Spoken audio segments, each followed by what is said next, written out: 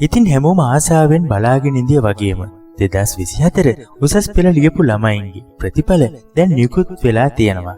ඉතින් ඔයාලට තියෙන ප්‍රශ්නේ තමයි ඊළඟට කොහොමද මේ ප්‍රතිඵලය හරියටම බලාගන්නේ කියලා. ඉතින් ඒකට අපි යන්න ඕන ශ්‍රී ලංකා විභාග දෙපාර්තමේන්තුව කියන වෙබ්සයිට් එකට. ඉතින් මේ සයිට් එකට ගියයින් පස්සේ ඔයාලට පේනවා School Exam Result කියලා ටැබ් එකක්. ඉතින් ඒක ක්ලික් කරයින් පස්සේ ඔයාලට පෙන්නනවා මෙන්න මේ වගේ එක්සෑම් එක සිලෙක්ට් කරන්න. ඉතින් එතනින් A level සිලෙක්ට් කළා. ඒක 2024 සිලෙක්ට් කරයින් පස්සේ ඔයාට පුළුවන් ඔයාගේ NIC නම්බර් එක හෝ ඉන්ඩෙක්ස් නම්බර් එක ගහලා ඊට පස්සේ මෙන්න මේ I am human කියන එක ටික් එක දැම්මෙන් පස්සේ එතන එන කැප්චර්ස් ටික හරියට ෆිල් කරලා සබ්මිට් කරන්න. එහෙම නැත්නම් ඔයාලට බලන්න පුළුවන් මෙන්න මේ other examination results කියන තැනට ගියයින් පස්සේ ඔයාලට බලන්න පුළුවන් උඩින්ම තියෙනවා GCE A level 2024 කියන එක.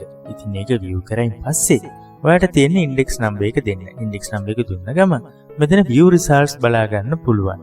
ඉතින් මේක නම් ඇත්තටම ගොඩක් lazy. මොකද ඒකෙදි capture කර ඉන්න මුකුත් කරන්න දෙයක් නැහැ. මේකෙන් ඔයාලට view result එක බලලා ඉක්මනටම print out එකක් ගන්න උනත් පුළුවන්. මේක PDF එකක් විදියට save කරගන්නත් පුළුවන්. ඉතින් මේ දෙකම ඔයාට කරන්න අපහසු නම් ඔයාට දැනට හොඳ original print එකක් ගන්න ඕන නම් ඔයා මේකෙන් back වෙලා ඊට පස්සේ යන්න ඕන. මෙන්න මේ site එකේම තියෙනවා verification of results කියන tab එකක්.